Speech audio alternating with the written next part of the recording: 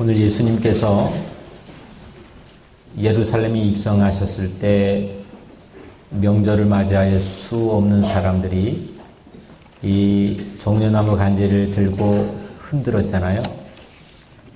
바짝 긴장하지 않고 잠깐 한눈 팔면 며칠이 지나지 않아 그 똑같은 군중들이 그 똑같은 예수님을 향해서 저를 십자가에 처형하라고 외쳤습니다.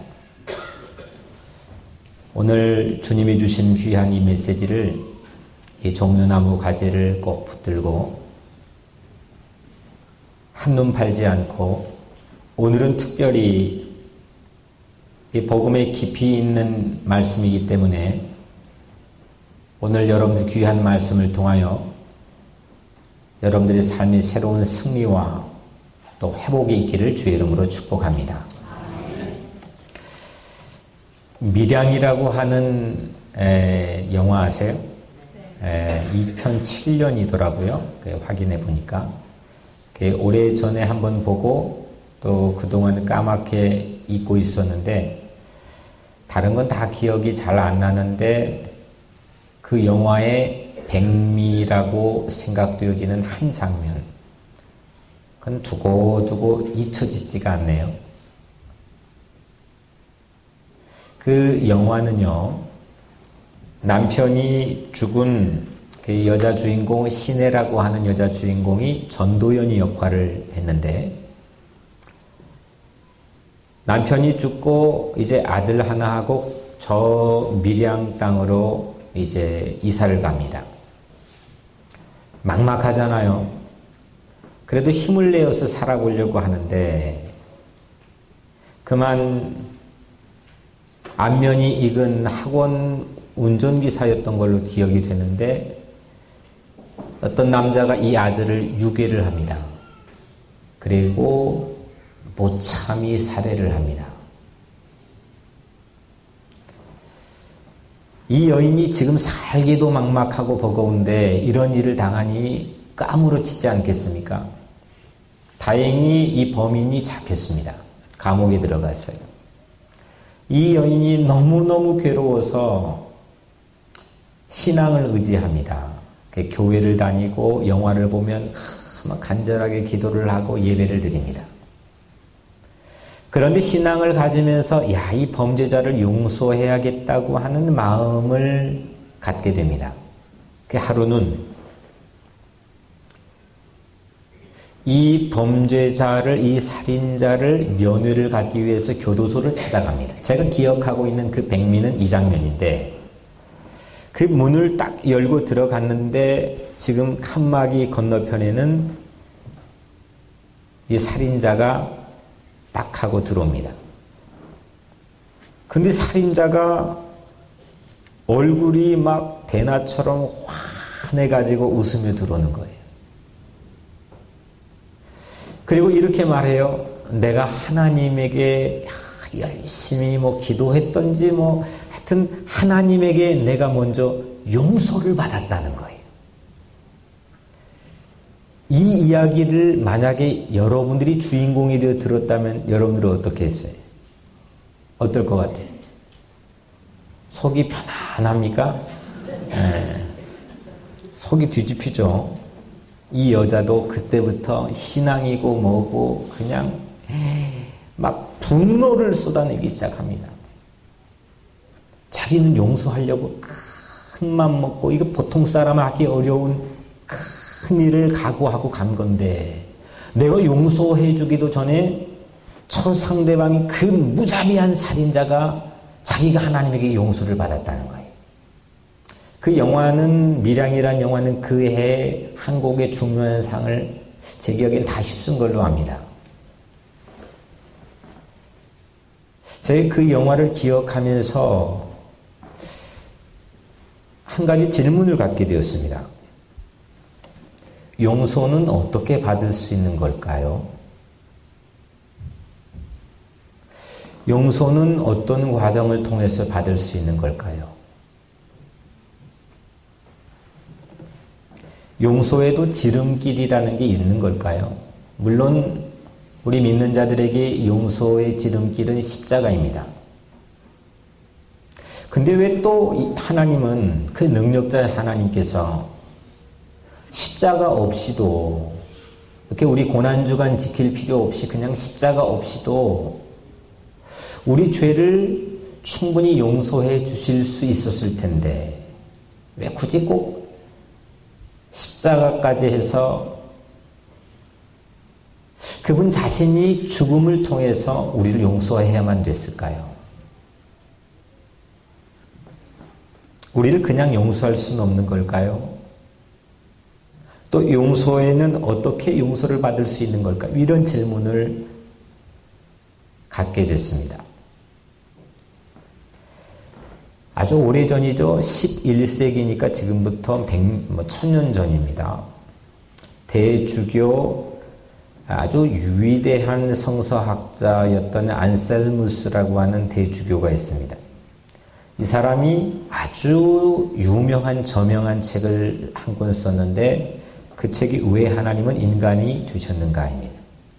이건 기억할 필요가 없는데 여튼 이 책에서 이 저자가 1000년 전에 이 질문에 대한 매우 중요한 답을 우리에게 단서로 제공해 줬습니다. 그가 이렇게 말합니다. 만약 우리가 서로 용서하는 것처럼 하나님이 쉽게 용서할 수 있다고 생각한다면 죄의 심각성과 하나님의 거룩한 위엄을 놓칠 것입니다. 이건 그냥 스쳐 지나갈 문장이 아니라 지나온 초대교회부터 1000년 동안 이 속죄 논의 가지고 대속의 논의 가지고 아주 엄청난 회오리 같은 논쟁들이 펼쳐집니다. 거기에 대한 첫 번째 대답이 바로 이 안셀무스의 책에서의 대답입니다. 이 대답은 지금 우리는 이거를 아주 그냥 손쉽게 받아들일지는 모르겠지만 매우 역사에 중요한 도전을 주었던 대답입니다. 우리가 그냥 A라는 사람과 B라는 사람이 그냥 서로 우리도 용서하기 쉽지는 않지만 그래도 용서를 해준다는 것, 그거하고 하나님이 우리를 용서하시는 것과는 이건 완전 전혀 별개의 문제입니다. 근데 우리가 가끔 혼동을 일으키는 게 우리가 서로 용서하는 것과 하나님이 우리를 용서하시는 것을 거의 비슷한 레벨을 놓고 생각을 합니다. 그러니까 이 개념 자체가 이미 다 망가져 있습니다. 제가 의사소통을 잘하기 위해 설교를 준비하기 위해서나 연설을 만약에 하게 될 경우에 딕셔너리들을 잘 놓고 본다 그랬잖아요. 왜냐하면 제가 다 아는 뜻이에요. 제가 국어를 모르겠습니까? 하지만 그 개념을 정확히 알아야 의사소통이 훨씬 명쾌합니다. 근데 신앙생활을 하는 걸 가만히 우리가 보면 죄에 대한 개념이나 용서에 대한 개념이나 믿음에 대한 개념이 이런 개념 정리가 정확히 되어 있지 않기 때문에 두리뭉실을 합니다. 그리고 거기에서 잘못된 신앙의 행동들이 나오는 원인이 되기도 합니다.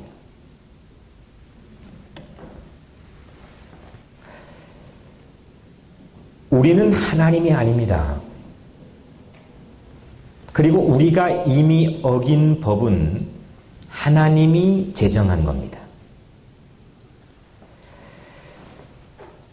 그런데 우리는 용서를 너무 쉽게 우리가 서로 용서하는 수준 정도로 생각하고 또 하나님이 우리를 용서해 주시는 것을 너무 쉽고 편리하고 당연한 것으로 생각해서 지름길을 선택하는 경우가 있습니다. 마치 밀양에 나온 그 살인자처럼 매우 손쉽게 일사천리로 내 용서받음에 대해서 생각해버립니다. 이런 경우에 나타나는 오류가 죄의 심각성과 하나님의 거룩한 위엄이라는 이 두 가지를 놓칠 위험이 매우 깊다는 것을 안셀무스라고 하는 학자가 말을 했습니다. 오늘 13절에 그리스도께서 우리를 위하여 저주를 받은 바 되사 율법의 저주에서 우리를 속량했으니, 이거는 그리스도의 속죄와 그리스도의 용서하심의 대표적인 본문입니다. 이 본문 다 빼고 우선 한 단어를 먼저 생각합시다. 그 단어가 뭐냐? 우리입니다. 그리스도께서 우리를 위하여 저주를 받으사 율법의 저주에서 우리를 속량했으니, 다른 버전의 번역으로 보면 우리는 실패할 수밖에 없는 저주받은 죄인들이라. 실패할 가능성이 있는 게 아니라 실패할 수밖에 없는 저주받은 죄인들이라는 것. 기준을 좀 전에 말씀드렸지만 기준은요, 여러분들이 만든 게 아닙니다. 여기 좋은 머리 똑똑한 사람들 모아놓고 훈련시켜가지고 법관 만들어 놓고 아니면 국회의원 그 사람들이 입법한 그런 기준을 말하는 게 아닙니다. 기준은 하나님이 만드신 겁니다. 이 기준의 커트라인에 미달이 되면요, 몽땅 죄인이라는 겁니다. 이 기준에 미달이 되면 모두 다 저주를 받는다는 겁니다. 조그만한 일 때문에 내 삶에는 모욕이 와도 잠을 못 자는 거 아닙니까? 근데 여러분들의 삶에 저주가 가해졌다는데 우리 아무렇지도 않습니다. 내 죄의 심각성을 우리는 매우 간편하게 처리해버립니다. 여러분들은 얼마나 심각해 하십니까? 죄의 심각성을 깨닫지 못하는 걸 요즘엔 좀 이렇게까지 쿨한 담대함 정도로 치부해버리기도 합니다. 그런 사람 멋있게 보기도 합니다. 죄를 지어놓고도 아주 떳떳하고 멋있는 아주 쿨한 담대한 조폭 정도로 생각해버리는 경우도 많이 있습니다. 우리 입에서 오늘날 이 강단의 자리에서 죄가 자취를 감췄습니다. 구약의 시대의 구약 성경을 보면 모든 예언자들은 다 뭐라고 했느냐? God bless our city 하지 않았습니다. 너희들은 하나님이 망하게 할 거라고 계속했습니다. 이 도시는 얼마 가지 않아 망하게 될 거라고 얘기했습니다. 왜? 죄 때문에. 미국은 망하게 될 것이고 이 도시는 망하게 될 것이라고 만약에 선포한다면 어떻게 되겠습니까? 요즘 시대에 맞지 않는 매우 어색한 메시지가 된다 생각할지도 모르겠습니다. 그런데 하나님께서 하나님의 사람을 통해 딜리버리하게 하는 메시지들은 죄 때문에, 이 죄의 심각성 때문에 얼마나 치명적인 타격을 받아야 되는지를 계속해서 경고합니다. 그러니까 우리가 아까 그 영화에 나오는 살인자가 하는 행동을 보고 하하 하고 웃어버렸지만 우리가 그 살인자 모습을 가지고 하나님 앞에 서 있을 때가 저는 있다고 생각합니다.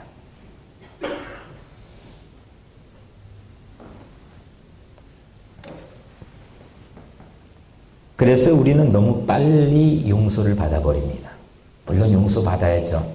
우리 다 용서받았습니다. 그런데 너무 간편하게 용서받았습니다.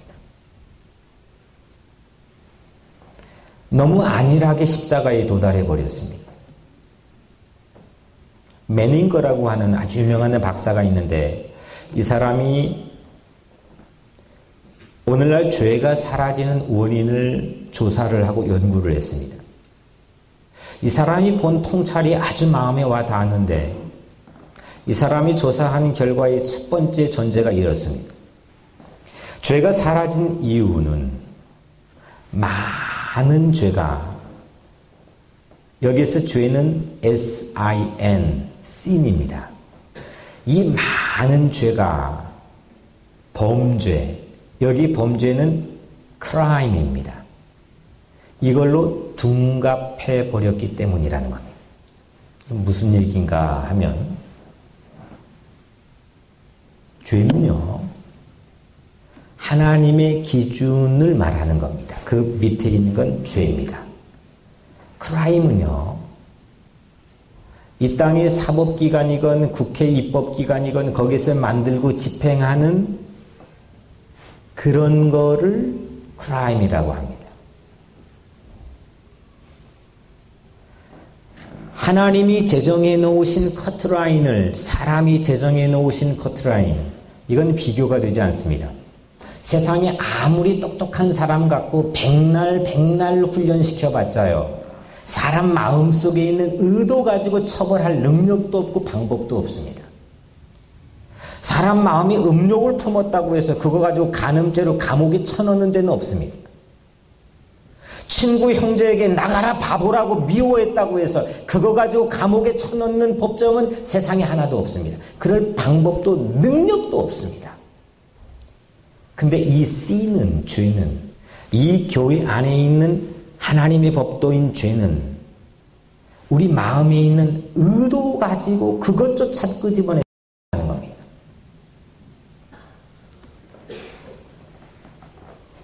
또 이런 말을 하는데, 메닝거라는 박사가 죄를 다루는 책임이 교회에서 국가기관으로 넘어갔다는 겁니다.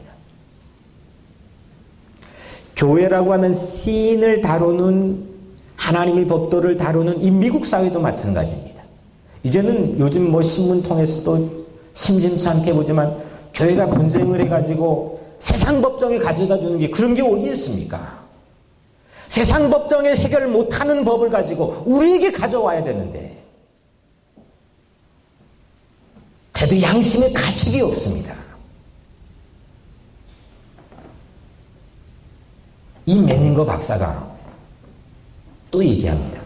죄를 다루는 책임이 성직자에게서 경관으로 넘어갔기 때문이다. 세상에 만연해 있는 하나님이 만들어 놓으신 이 법도를, 성직자가 다루는 이 법도를, 맑은 마음과 영성을 가지고 다뤄야 될 이 법도를 경찰에게 넘겨줬습니다. 그래서 우리는요, 경찰이 잡아가지고 끌고 가서 법정에 기소를 하는 그 죄, 크라임만 죄라고 생각해서 그건 나하고 별 관계없으면 나는 무관하다 생각합니다. 내 마음의 생각에서 나는 죄인 아닌 것처럼 아주 말짱하게 좋은 것 포장해가지고 근사하게 살아갑니다. 근데 하나님이 보시기에는 모두 다 저와 여러분들이 미달이라는 겁니다. 죄인이라는 겁니다. 저주를 받아야 된다는 겁니다. 죄의 심각성을 깨닫지를 못합니다. 치명적인 심각성을 깨닫지 못합니다. 두리뭉실 얼버무려서 눈 가리고 아웅하는 식으로 그냥 한 페이지 계속해서 넘기고 삽니다. 가슴을 찢고 통회하면서 하나님 내 죄 때문에 주님이 얼마나 마음 아프셨습니까? 이런 회개가 우리의 삶 가운데, 오늘날 교회 가운데 얼마나 있습니까?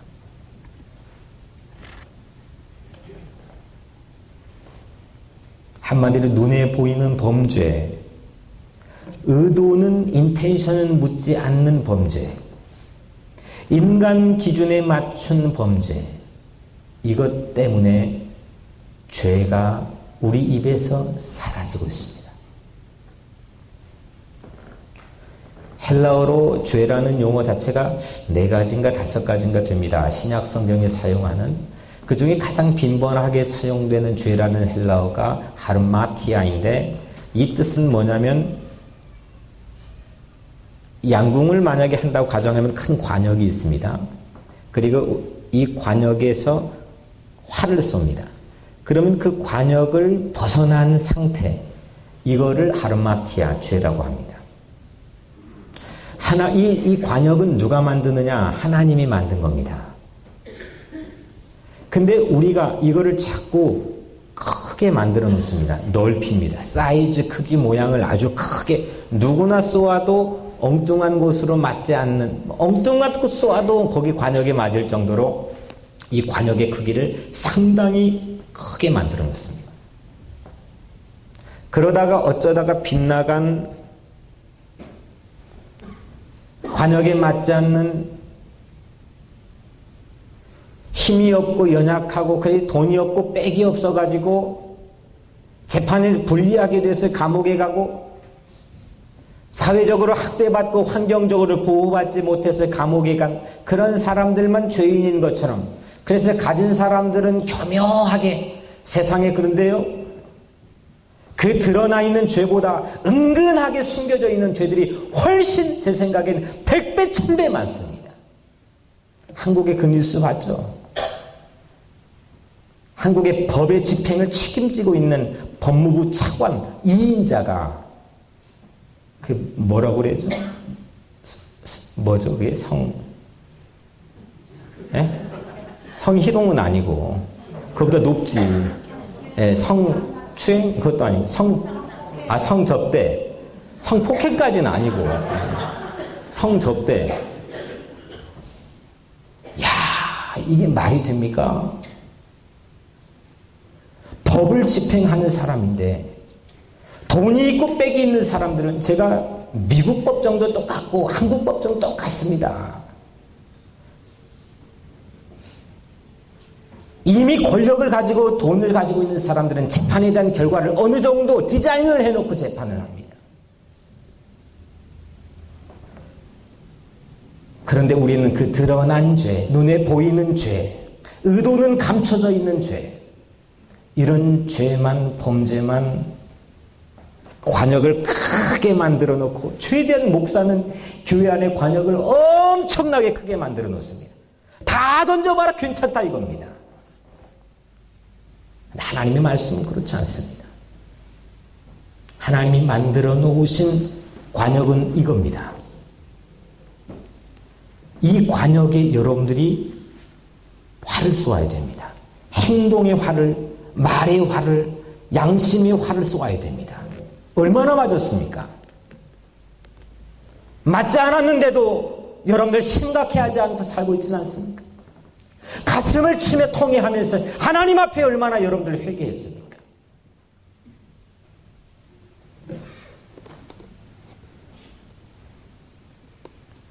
경찰에 붙잡히는 것만 죄로 생각해서 나와 죄는 별로 가깝지 않는 나와는 먼 주제처럼 서로 내 마음에 길티 필링이 죄책이 있다 하더라도 적당히 타협하고 얼버무리고 넘어가는 경우들이 허다합니다.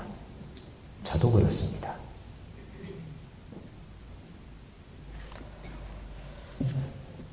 또한 그 죄를 보면 죄에 대한 책임도 한번 생각해 봅시다. 죄에 대한 책임도 지지 않습니다. 가해자는 없고요. 전부 다 피해자만 있습니다.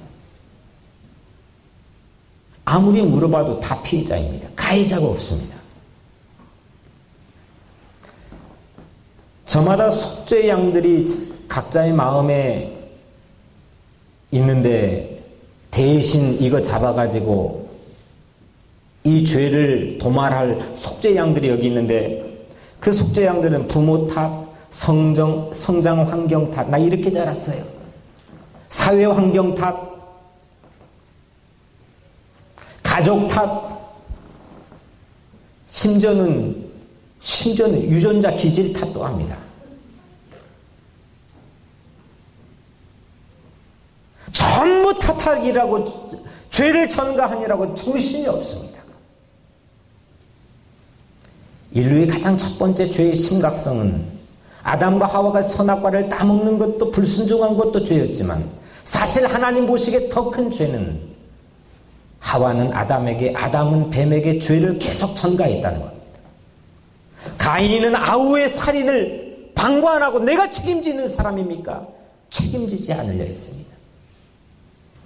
이게 죄의 심각성이고 죄가 가지고 있는 파괴력입니다. 이것들이 이런 속죄양들이 제 일부 예배 설교했는데 한 분 성도가 와서 그래요. 목사님 어떻게 알았어요? 내 마음에 속죄양이 6마리가 있는데 이런 속죄양들이 기가 막히게 합해가지고 알리바이를 만듭니다. 그리고 나는 그 죄의 굴레에서 기묘하게 빠져나옵니다. 나는 멀쩡한 것처럼 타협하고 살아갑니다.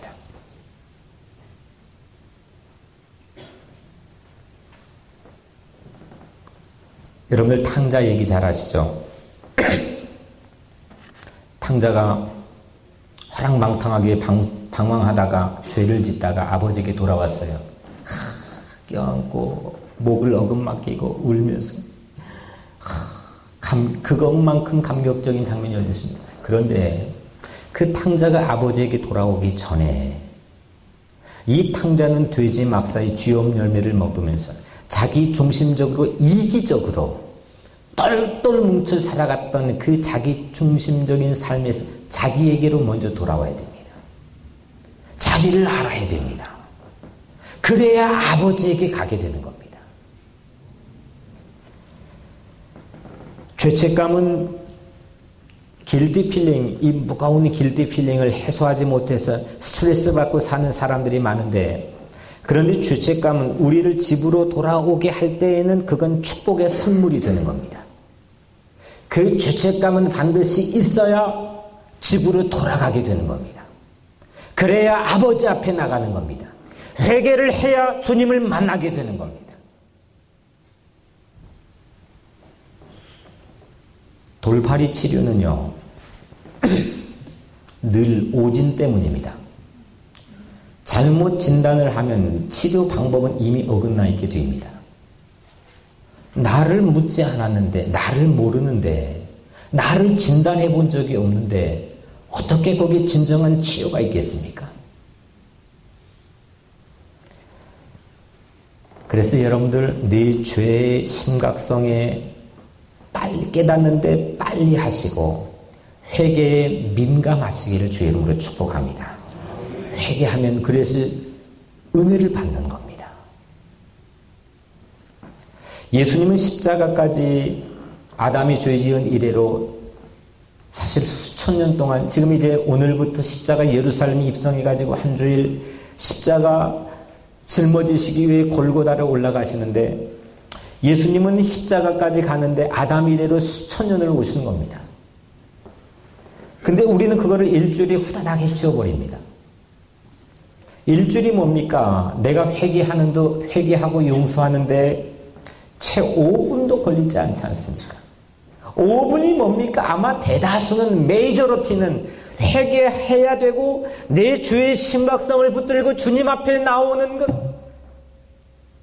아예 잊고 살지 않습니까? 오늘날 이 미국에 있는 강단들에서도 그런 메시지가 얼마나 나오고 있습니까?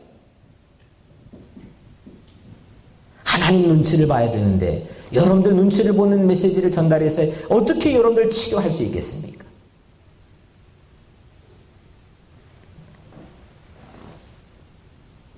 하나님의 위엄을, 하나님의 이 거룩한 위엄을 우리가 너무 만만하게 보기 때문입니다.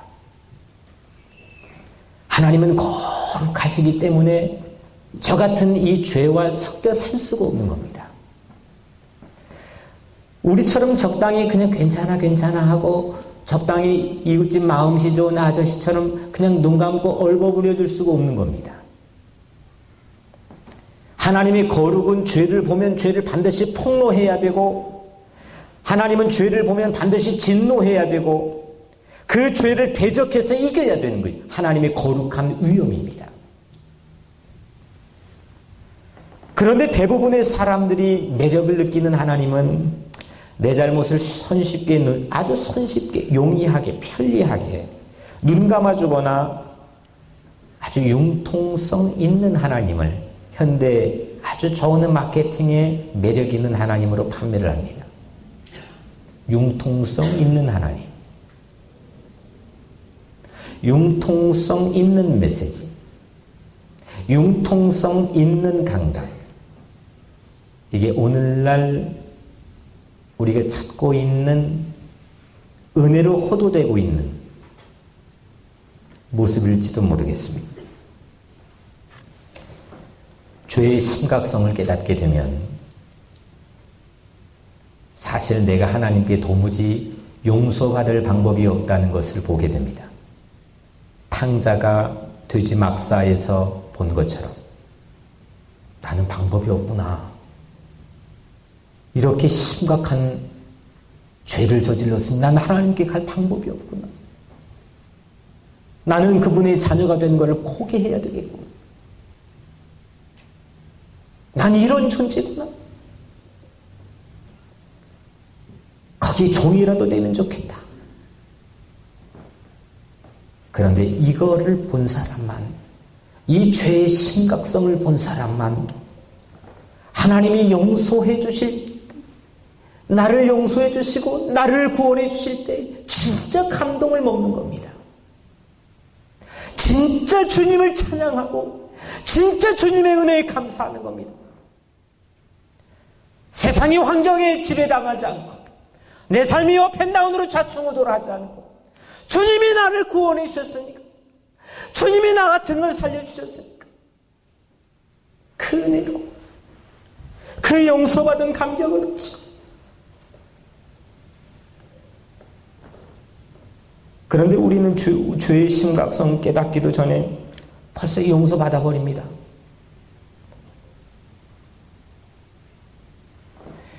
그래서 용서의 지름길을 만듭니다.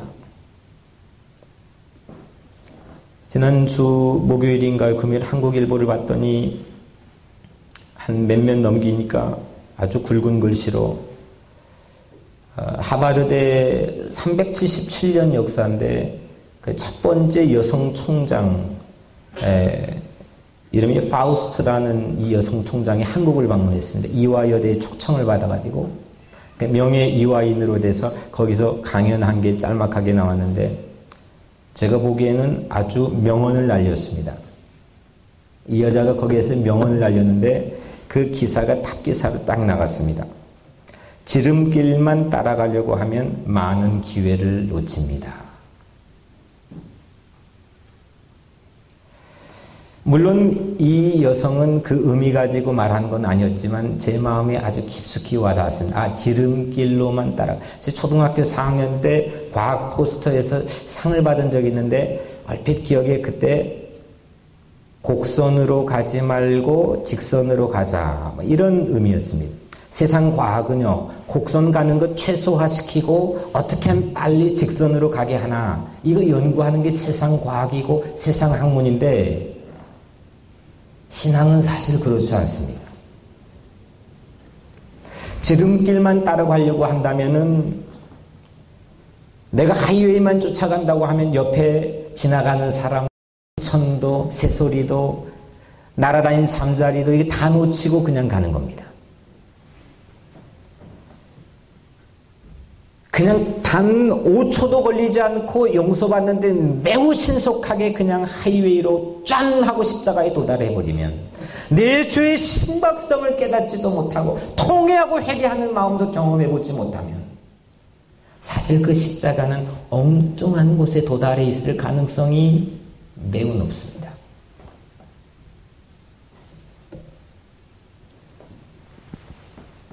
실패할 수밖에 없는 우리를 봐야 됩니다.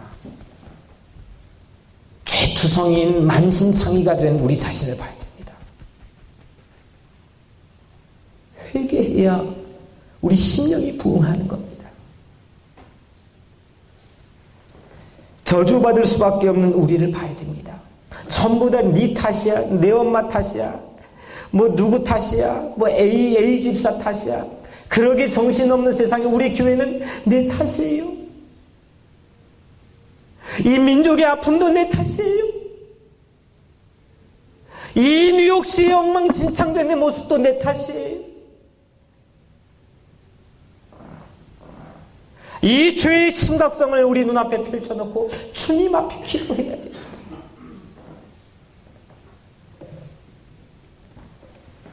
그래야 십자가의 용서가 뭔지 맛볼 수 있는 거 아니겠습니까?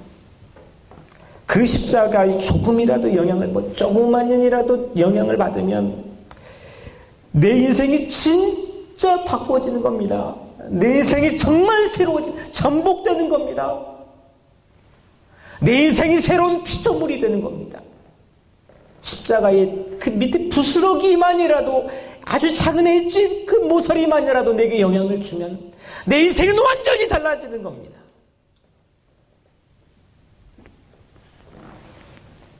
속은 치명적인데, 속은 만신창인데, 거기다가 그 빨간 약, 그 뭐라고 했죠? 빨간 약을? 머큐라. 옛날 어른들이 또 하는 말이 있었는데. 예? 뭐, 하여튼 우리 말씀하시네요. 예. 그거. 예. 속은 만신창인데 거기다 빨간 약 바르면 무슨 소용이 있겠습니까? 우리 신앙생활 혹시 그렇게 하고 있는 거 아니겠습니까? 오늘날 성직자가 그렇게 치료하려고 하는 거 아니겠습니까? 우리 그냥 다 적당히 서로 속고 속이며 그냥 그렇게 껍데기만 가지고 신앙생활 하고 있는 건 아닐까요? 우리 안에 더러운 죄를 놓치지 않고 보세요. 내 죄도 보지 않고 십자가에 도달할 길은 하나도 없습니다. 회개도 하지 않고 십자가를 알 방법도 하나도 없습니다. 율법의 저주 아래에 놓인, 오늘 이 말씀처럼 우리 율법의 저주 아래에 놓여 있는 우리를 봐야 됩니다. 그 저주와 모욕을 받을 생각 때문에, 그 심각성 때문에 주님 주님 하고 회개해야 됩니다. 이 남편이 그냥 한마디 한 것 같고 그냥 3일 동안 잠 못 잘 정도로 막 치명상을 입고 사는 세상. 하나님이 나를 저주하신다는데도 왜 이 세상은 아무런 움직임이 없는 겁니까? 통해하는 과물, 가슴치. 하나님 앞에 회개해야 됩니다.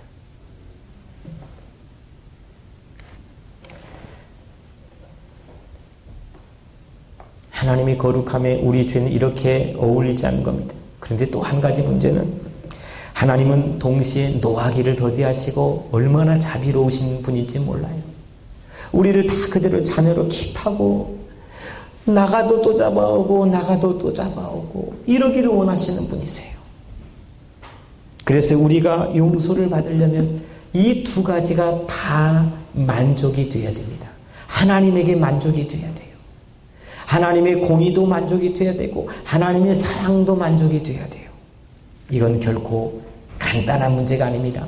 5분 만에 십자가 앞에 도달할 그런 간단한 심플 퀘스천이 아닙니다. 이건 하나님이 고민하고 가슴을 찢고 십자가에 자기가 못 박혀 죽어버리기까지 할 정도로 이건 매우 어려운 문제입니다. 하나님은 거룩한 분이시기에 꼭 하셔야 되는 일, 하나님은 사랑이시기 때문에 꼭 하지 말아야 될 일, 이게 두 가지가 부딪히는데 그래서 이거를 사랑 중에 거룩한 사랑이라 부른 겁니다. 어떻게 하나님은 자신의 거룩한 사랑을 만족시킬 수 있겠습니까? 오늘 마지막으로 13절에 그리스도께서 우리를 위하여 저주를 받은 바 되사 율법의 저주에서 우리를 속량하셨으니 기록된 바 나무에 달린 자마다 저주 아래 있는 자라 하였습니다. 예수님께서 십자가에 죽으심으로 대신 우리를 위해 죽으셨습니다. 대신입니다. 인간이 인간 위해 대신하는 것도 그 수준 높은 사랑도 말고 어차피 그 인간도 이 커트라인 다 밑에 있는 죄인들인데 죄인이 죄인을 대신해주는 사랑도 숭고하지만 그것도 말고 의인이신 예수님께서 우리를 위하여 대신 죽어주셨다는 겁니다. 하나님께서 대신 저주를 받으셔서 그 거룩한 사랑을 이루셨습니다. 그래서 십자가 없이 우리는 용서받을 수 없고 그 십자가는 이 하웨이 지름길을 타고 단박에 도달할 수 있는 것이 아닙니다. 내가 받을 저주를 알아야 하나님이 대신 저주를 받으신 십자가를 맛볼 수 있습니다. 대속은요, 한 사람이 다른 사람을 대신해 주는 겁니다. 대신 고통을 통해서 그 고통을 풀어주는 겁니다. 모세와 바울이 그랬잖아요. 내 이름이 생명책에서 지워질지라도 처백성 좀 용서해 주시고 처백성 좀 살려주세요. 이 두 사람이 이런 흉내를 냈잖아요. 사랑이라고 하는 건 본래 대신하는 원리 아닙니까? 부모가 자식 키우면서 자식이 밤새 열이 펄펄 끓고 아프면 내가 대신 아팠으면 이게 사랑의 기본 원리 아닙니까? 정상적인 목사라고 한다면 성도들이 아픈 걸 보고 내가 대신 아팠어. 내가 저 자리에 서 있었으면, 내가 대신 저 문제를 받았으면, 이게 사랑의 기본적인 원리 아니겠습니까?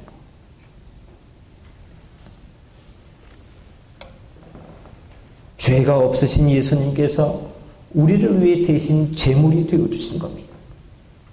성경은 이 대속을 수도 없이 증언합니다. 인자가 온 것은 섬김을 받으려 함이 아니요 도리어 섬기려 하고 자기의 목숨을 많은 사람의 대속물로 주려 하심이니라.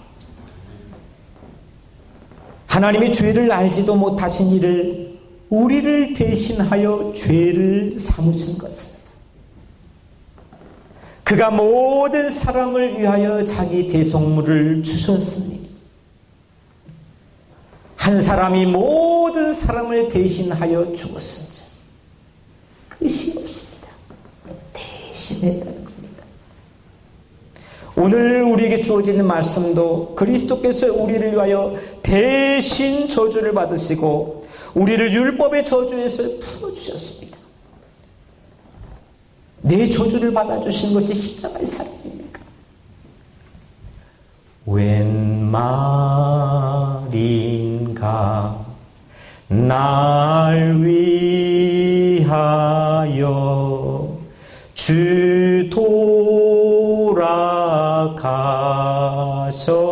돌아가셨나 이 벌레 같은 날 위해 큰 해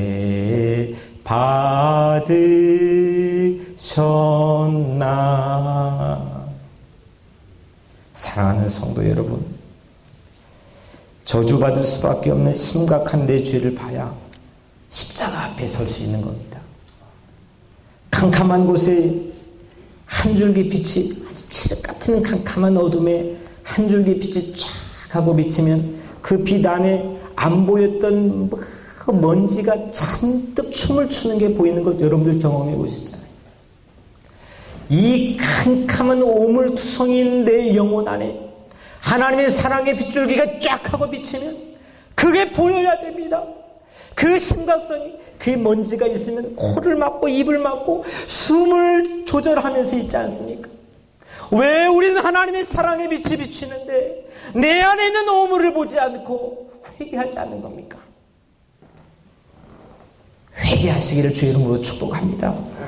통회하는 마음으로 회개해서 주님의 놀라우신 그 십자가의 대속의 사랑, 나 때문에 대신 죽어주신 그 하나님의 놀라우신 사랑, 그 사랑 때문에 여러분들의 영육도 살고 가정도 살고 이 교회도 사는 놀라운 축복이 있게 되기를 주의 이름으로 간절히 축원합니다. 기도하겠습니다.